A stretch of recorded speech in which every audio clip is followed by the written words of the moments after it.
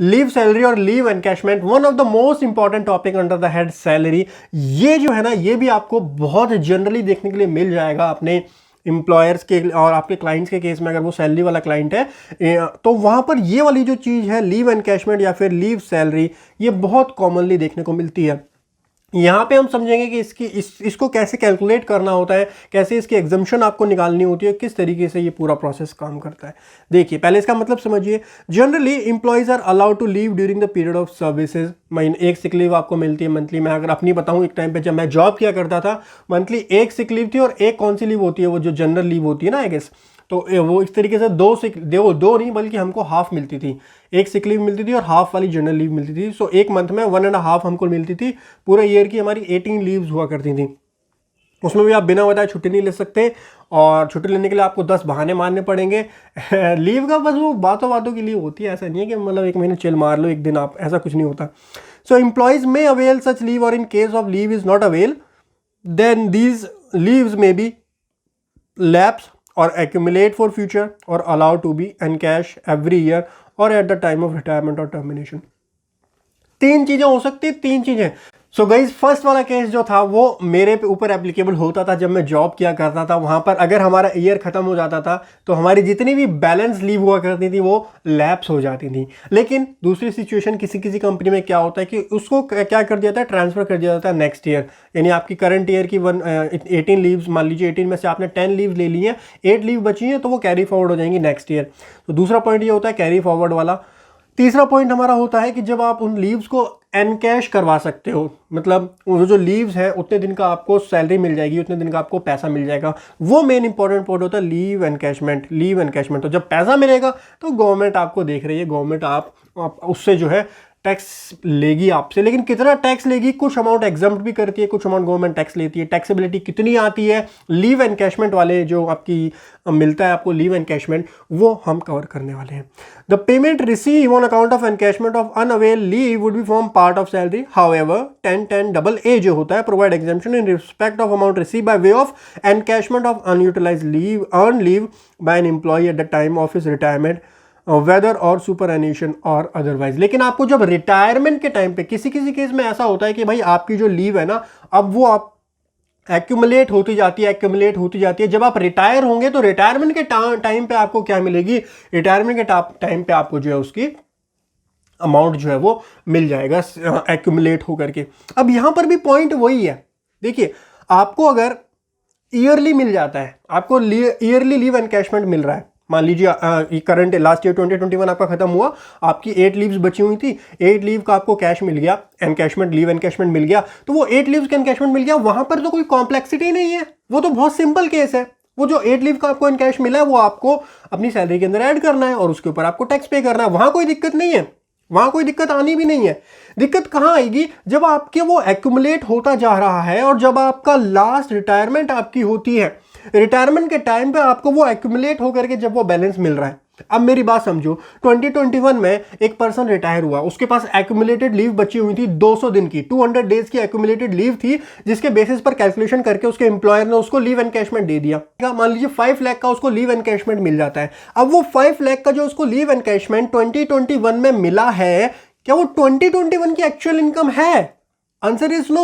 वो तो भाई उसका एक्यूमुलेट होते हुए आ रहा है 10 साल से, 20 साल से, जब से वो जॉब कर रहा है उस ऑर्गेनाइजेशन में, तब से उसके जो सैलरी वो लीव जो है, लीव एक्यूमुलेट होते हुए आ रही है और आज जाकर के 200 लीव एक्यूमुलेट हुई है रिटायरमेंट के टाइम पे, तब उसको मिल रहा है। तो गवर्नमेंट अगर आपसे ये बोले कि भाई आपको जो 5 लाख मिला पूरा का पूरा आप अपनी सैलरी में इंक्लूड कर दो और हमको टैक्स दो, क्या लॉजिकल लगता है आपको? आप आंसर दीजिए। ये जो एग्जम्पशन बनाई है ना गवर्नमेंट ने, मैंने आपको ग्रेच्युटी समझा दिया, पेंशन समझा दिया, हर जगह जो एग्जम्पशन दी जाती है उसके पीछे लॉजिक है और ऑब्जेक्टिव है। तो इसी तरीके से लीव एनकैशमेंट जो आपको ईयरली मिल रही है वो तो बहुत सिंपल है, वो टैक्सेबल है। लेकिन जो आपको एक्यूमुलेट होकर के रिटायरमेंट के टाइम पे मिलेगी, आप खुद आपके अंदर से आवाज आ रही है कि वो चीज भाई हाँ एग्जम्पशन मिलनी चाहिए वहां पे। तो गवर्नमेंट ने भी सोचा हाँ बिल्कुल एग्जम्पशन मिलनी चाहिए, अगर लगता है आपको मिलनी चाहिए तो मिलेगी आपको एग्जम्पशन, क्योंकि भाई वो जो आपको लीव एनकैशमेंट मिल रही है वो खाली 2021 की थोड़ी है, वो तो आपके पिछले 10 ईयर से एक्यूमुलेट होकर के आ रही है आपकी लीव्स, उसका एनकैशमेंट आपको मिला है 2021 में जाके। तो कुछ एग्जम्पशन तो आपको, गवर्नमेंट ये नहीं बोल रही है कि हम फुल्ली एग्जम्प्ट कर देंगे, लेकिन हाँ कुछ एग्जम्पशन तो आपको मिलनी चाहिए, वो गवर्नमेंट भी एग्री कर रही है। और वो जो कुछ मिलनी चाहिए वो कितनी है वो अभी हम पढ़ने वाले हैं। सेक्शन नंबर 10(10)AA के अंदर हमको बताया हुआ है कि लीव एनकैशमेंट जो है कितना आपका एग्जम्प्ट है। ठीक है, कितना एग्जम्प्ट है, तो ये हम कहां से पढ़ेंगे आप बताइए, ये भी हम चार्ट में से इसकी स्टडी करेंगे। देखिए लीव एनकैशमेंट अगर आपको receive during the period of service, मैं अभी जॉब कर रहा हूं, 2021 में मेरी 8 लीव्स बची थी, 8 लीव का पैसा मुझे 2021 का मिल गया, उसका क्या होगा, टैक्सेबल हो जाएगा। During the period of service अगर आप मिल रहा है तो फुल्ली टैक्सेबल होगा। वो लॉजिक मैंने आपको समझा दिया, वो क्यों टैक्सेबल होगा, कि भाई वो पैसा ही 2021 का है तो 2021 में टैक्स दे दो उसके ऊपर, कोई दिक्कत, आपको क्या दिक्कत है, कोई दिक्कत है क्या, कोई दिक्कत नहीं है। लेकिन मुझे दिक्कत तब है जब मुझे receive on retirement whether on superannuation और अदरवाइज, रिटायरमेंट के टाइम पे मुझको वो पैसा दिया जा रहा है, मेरी पिछले 10 साल की लीव एक्यूमुलेट होकर के आई थी और आप बोल रहे 2021 में उसके बाद पूरा का पूरा टैक्स दे दो, तो यहां पर तो मेरे को दिक्कत है। तो दिक्कत है तो गवर्नमेंट ने उसके लिए आपका सॉल्यूशन दिया है कि भाई ठीक है, आपको हम एक लिमिट तक एग्जम्पशन भी प्रोवाइड करेंगे, तो उन एग्जम्पशन के लिमिट को आप ध्यान से समझिए। बाय अ गवर्नमेंट, भाई गवर्नमेंट इंप्लॉय की बल्ले बल्ले है, चाहे आप पेंशन देख लो, पेंशन मैंने पढ़ा दिया, ग्रेच्युटी आपको पढ़ा दिया, लीव एनकैशमेंट आपको पढ़ा रहा हूं, गवर्नमेंट इंप्लॉय के बल्ले बल्ले है। पेंशन के केस में जो है गवर्नमेंट इंप्लॉय को कम्यूटेड पेंशन मिलती है वो एग्जम्प्ट होती है, ग्रेच्युटी के केस में जो एक गवर्नमेंट इंप्लॉय को ग्रेच्युटी मिलती है वो एग्जम्प्ट होती है, और लीव एनकैशमेंट के केस में रिटायरमेंट के टाइम पे जो एक गवर्नमेंट इंप्लॉय को मिलती है वो एग्जम्प्ट होती है सेक्शन 10AA क्लॉज 1 के अंदर। ठीक है, तो गवर्नमेंट इंप्लॉय की भाई बल्ले बल्ले है हर जगह, उनको जो है टैक्स में बहुत बेनिफिट जो है वो मिल जाता है। बाय अदर इंप्लॉय, उसके अलावा जो इंप्लॉय है उसके लिए हमको जो है इन्होंने 4 लिमिट्स दी हुई हैं, 4 लिमिट्स दी हुई हैं। इन 4 लिमिट्स को ध्यान से समझ लीजिए, चारों में से जो भी लोअर है उतना एग्जम्प्ट हो जाएगा, जो भी लोअर है वो उतना एग्जम्प्ट हो जाएगा। तो एग्जम्पशन हटा दो, अगर मान लीजिए आपको एग्जम्पशन जितना ज्यादा मिला उतना खाली आप टैक्स, उतने के ऊपर टैक्स दे दो, वो आपकी टैक्सेबल सैलरी के अंदर इंक्लूड कर लिया जाएगा। राइट, क्लियर हो गया आपको पूरा एग्जांपल? ठीक है, आ जाइए लीस्ट ऑफ द फॉलोइंग। अब ये फॉर्मूला देखो, मैंने प्रैक्टिकली देखा है, लोग कंफ्यूज होते क्यों, क्योंकि उनको कंसेप्ट पूरा क्लियर नहीं होता।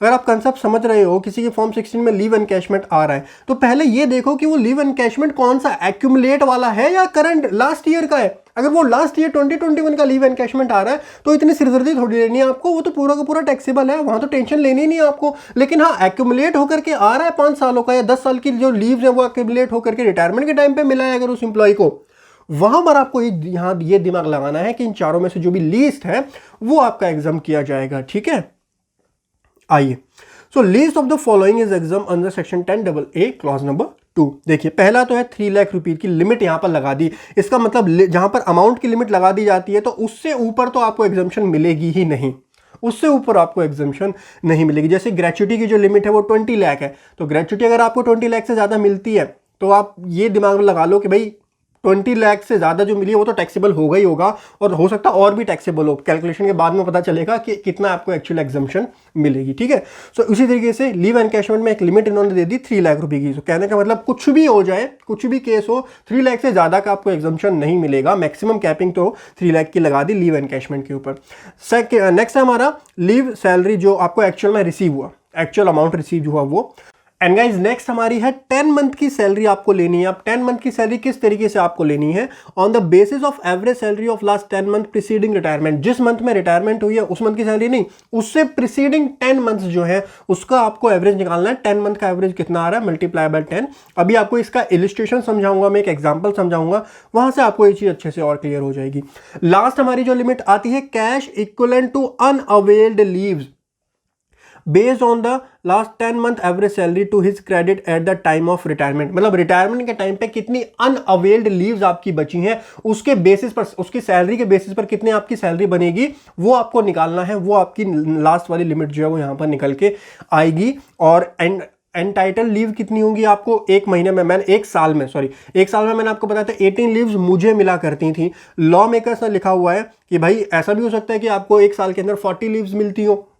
ठीक है, या 36 मान लो, एक महीने में आपको 3 लीव्स मिलती हैं, सो एक महीने में 3 लीव हो गई, सो 12 3 जा 36 लीव जो है वो आपको एंटाइटल होती हैं। तो लॉ मेकर ने बोला है कि आपको चाहे 36 मिले, 40 मिले, 50 मिले एक साल में, लेकिन यहाँ पर कैलकुलेशन के लिए अर्न लीव एंटाइटलमेंट जो है वो can not exceed 30 days for every year of actual service.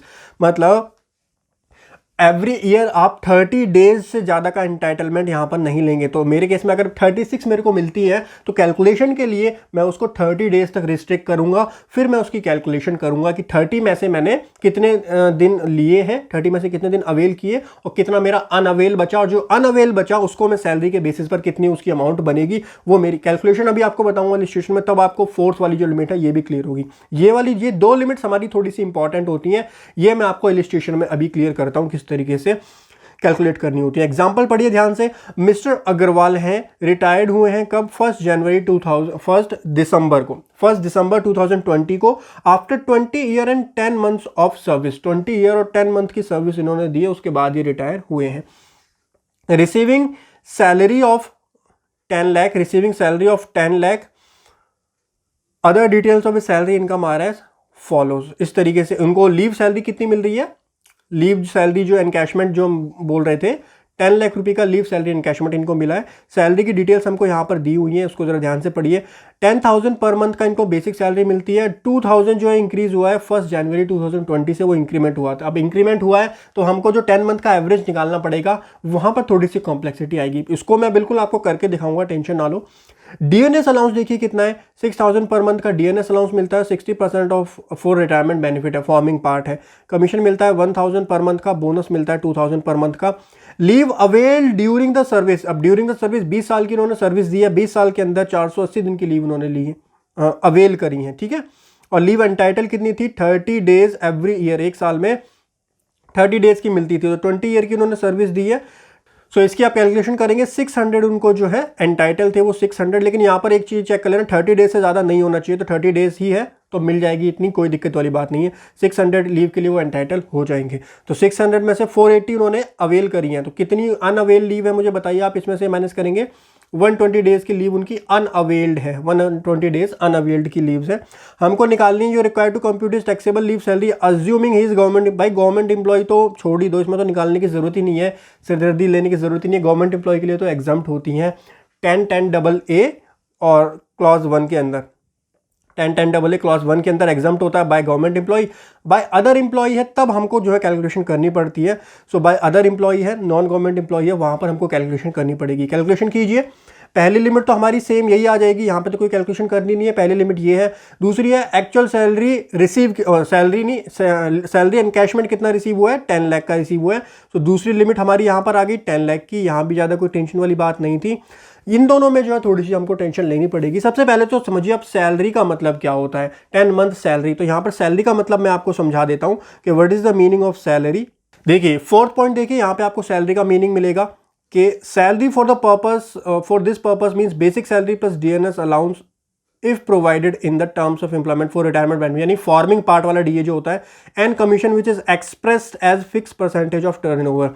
तो भाई हमको डीए भी दिया है, बेसिक भी दिया है, ये हमको डीए दिया हुआ है, कमीशन भी दिया है। लेकिन कमीशन में एक दिक्कत है, कमीशन में ये नहीं बताया कि ये फिक्स परसेंटेज ऑफ टर्नओवर है या नहीं है। तो हम मान के चल रहे हैं ये फिक्स परसेंटेज ऑफ टर्नओवर नहीं है, तो इसको हम क्रॉस करेंगे, इसको हम अपनी सैलरी का पार्ट नहीं मानेंगे। हमारे लिए सैलरी का पार्ट एक तो ये 10,000 पर मंथ ये होगा, प्लस 6,000 ये नहीं होगा, इसका फॉर्मिंग पार्ट ओनली 60% है। तो आप इसका 60% निकालेंगे 6,000 का, तो 3600 आएगा ना, आई गेस 60% आप निकालेंगे तो 3600 आएगा। सो 3600 दिस एंड 10,000 ये हमको अपनी सैलरी की कैलकुलेशन में इंक्लूड करना पड़ेगा पर मंथ की सैलरी में। और उसमें भी ये सैलरी 10,000 है, 2,000 जो है वो इंक्रीज हुई है 1/4/2020 से। सो 1/4/2020 से पहले की सैलरी हमारी होगी 8,000, ठीक है, 8,000 हमारी ये सैलरी होगी। अब निकालिए, पहले में आपको क्या निकालना है, 10 मंथ की निकालनी है आपको salary on the basis of average salary of last 10 month preceding the retirement. Retirement उनकी कब हुई है, 1 दिसंबर को हुई है। तो 1 दिसंबर के पिछले 10 मंथ्स आप लीजिए। तो आप कब से लेंगे, मार्च से लेने पड़ेंगे, मार्च अप्रैल मई जून जुलाई अगस्त सितंबर अक्टूबर नवंबर दिसंबर, मार्च से नहीं, फैब से लेने पड़ेंगे। फैब, मार्च, अप्रैल, मई, जून, जुलाई, अगस्त, सितंबर, अक्टूबर और नवंबर, क्योंकि हमको दिसंबर नहीं लेना। 1 दिसंबर को तो उनकी रिटायरमेंट हुई है, तो जिस मंथ में रिटायरमेंट हुई है, दिसंबर में रिटायरमेंट हुई है, उससे पिछले 10 मंथ्स लेने हैं। तो फैब से हमको कैलकुलेट करना है। हमको क्या चाहिए, एवरेज सैलरी चाहिए कहाँ से कहाँ तक की भाई, फैब से लेकर के नवंबर तक की, फैब से लेकर के नवंबर तक की हमको एवरेज सैलरी चाहिए इन 10 मंथ्स की। फैब, मार्च, अप्रैल, मई, जून, जुलाई, अगस्त, सितंबर, अक्टूबर, नवंबर एंड दिसंबर तो हमको चाहिए नहीं, नवंबर तक चाहिए। सो हमारे 10 मंथ्स यहाँ पर, 10 मंथ की एवरेज हमको सैलरी चाहिए, 10 मंथ की एवरेज सैलरी हमको यहाँ निकालनी है। निकालिए। तो हमारी फरवरी और मार्च की सैलरी कितनी है, 8000 plus 3600। So 8000 plus 3600, so 11,600 multiply by ये होगी फैब एंड मार्च की, ये हो गई। और उसके बाद अप्रैल, मई, जून, जुलाई, अगस्त, सितंबर, अक्टूबर, नवंबर, यानी 8 मंथ्स की कितनी होगी बताइए मुझे जल्दी से। 10,000 प्लस 13,600, 13,600 ये हमारी सैलरी होगी 8 मंथ्स की। और इसका हमको एवरेज चाहिए 1 मंथ का ना, तो डिवाइडेड बाय क्या करना पड़ेगा, इसको हमको 10 से डिवाइड करना पड़ेगा। तो हमारे पास सॉल्यूशन जो है वो यहाँ पर आ जाएगा। 13,600 मल्टीप्लाई बाय 8, तो ये हमारी फिगर आ रही है 108,800 एंड 11,600 मल्टीप्लाई बाय 2, ये हमारी फिगर आ रही है 23,200 प्लस 10,800 एंड डिवाइडेड बाय इसको हम 10 से कर देंगे, तो हमारी 13,200 एवरेज सैलरी जो आ रही है वो 13,200 आ रही है। एवरेज सैलरी कितनी आ रही है, 13,200। 13,200 को मल्टीप्लाई किससे करेंगे, 10 मंथ की चाहिए ना हमको, 1 मंथ की थोड़ी, 10 मंथ की चाहिए, मल्टीप्लाई बाय 10 करेंगे। सो 1,32,000 यहाँ पर आपकी फिगर आएगी 1,32,000, राइट। सो ये वाली फिगर हमारी आ चुकी है। ये पहली फिगर है 3 लाख रुपीज, दूसरी फिगर है 10 लाख रुपी, देन ये थर्ड वाली लिमिट जो है ये 1,32,000 है। एंड अब लास्ट वाली लिमिट निकाल लेते हैं कि इस वाले केस में कितना आपकी लिमिट निकल के आएगी। चारों में से जो भी लीस्ट होगा वो आपका एग्जाम्प्ट होगा, बाकी आपका टैक्सेबल हो जाएगा, राइट। चलिए गाइस, अब लास्ट वाली जो हमारी लिमिट रहती है, इस लिमिट को भी निकाल लेते हैं जल्दी से। ये भी थोड़ी सी इंपॉर्टेंट है, इसको भी ध्यान से समझिएगा। हमको चाहिए cash equivalent to unavailed leaves का कितना कैश बनेगा बेस्ड ऑन लास्ट 10 मंथ की एवरेज सैलरी के बेसिस पर। सो लास्ट 10 मंथ की एवरेज सैलरी आप बताइए, ये अभी हमने निकाली, ये इसका एवरेज किया था, देखिए 10 मंथ का। सो 13,200 पर मंथ, 13,200 पर मंथ की एवरेज सैलरी है, ये 1 मंथ की नहीं, एवरेज सैलरी आपकी लास्ट 10 मंथ के बेसिस पर ये निकल करके आई थी, ठीक है। आपकी अनअवेल्ड लीव कितनी बची हुई थी, अनअवेल्ड लीव्स बची थी हमारी, cash equivalent to unavailed leave बताइए कितनी थी, नीचे मैंने निकाली हुई थी, देखिए 120 डेज। लेकिन 120 डेज हैं ये, 120 डेज कितने मंथ हैं वो नहीं पता मुझे। ये तो सैलरी है, ये तो मंथली है ना भाई, 13,200 ये तो मंथली सैलरी है, ये आप डेज से मल्टीप्लाई करोगे तो मल्टीप्लाई कैसे हो पाएगा, आपको मल्टीप्लाई करना है मंथ से। तो एक काम करो, या तो इसको आप कन्वर्ट कर लो डेज में कि एक दिन की कितनी सैलरी है, या इसको कन्वर्ट कर लो मंथ में, तो इसको डिवाइडेड बाय 30 कर देते हैं। सो ये मंथ में कन्वर्ट हो जाएगा। सो 120 डिवाइडेड बाय 30, 120 डिवाइडेड बाय 30 कितने मंथ्स हो गए, 4 मंथ्स हो गए। सो ये 4 मंथ मल्टीप्लाई बाय 13,200, सो ये आपका आ गया 52,800, 52,800, ये हमारी फोर्थ लिमिट आई। So first limit 3 lakh, second limit 10 lakh, next है 1,32,000, लास्ट है 52,800। लीस्ट कौन सी है, 52,800 जो है वो आपका एग्जाम्प्ट हो जाएगा। सो बताइए टोटल आपको कितना मिला है, 10 लाख मिला है ना। सो टैक्सेबल निकालो, टैक्सेबल एनकैशमेंट, लीव एनकैशमेंट जब आप निकालोगे, सो 10 लाख में से माइनस करना पड़ेगा आपको 52,800 एग्जाम्प्ट हो जाएगा। सो वैसे इसको ज़्यादा एग्जाम्पशन मिली नहीं, तो आपका 9,47,200, 9,47,200 ये फिगर जो है ये आपकी एग्जाम्प्ट हो, ये आपकी टैक्सेबल होगी, सॉरी एग्जाम्प्ट ये है, टैक्सेबल 9,47,200 जो है ये आपकी फिगर आएगी। नीचे इन्होंने कैलकुलेट किया हुआ है, ये रहा देखिए 9,47,200, 9,47,200 ये यहाँ पर आ रही है। अब इसके में कम इसलिए आ रही है क्योंकि यहाँ पर बेसिक सैलरी आप देखेंगे तो बहुत कम है, बेसिक सैलरी और डीएबी जो है वो बहुत कम है। बेसिक सैलरी अगर एम्प्लॉय की थोड़ी सी ज़्यादा होती तो इनका एवरेज सैलरी ज़्यादा आती, तो ये वाली फिगर्स थोड़ी सी ज़्यादा आती और टैक्स से ज़्यादा बचा पाता। लेकिन यहाँ पर क्योंकि बेसिक सैलरी कम थी, इसी वजह से यहाँ पर टैक्स जो है, टैक्सेबल जो लीव एनकैशमेंट है वो ज़्यादा बना। होप सो गाइस आपको क्लियर हो गया होगा कि किस तरीके से आपको लीव एनकैशमेंट जो है वो कैलकुलेट करना होता है, एग्जम्प्ट वाला पार्ट, और किस तरीके से टैक्सेबिलिटी उसकी अराइज होती है लीव एनकैशमेंट वाले की।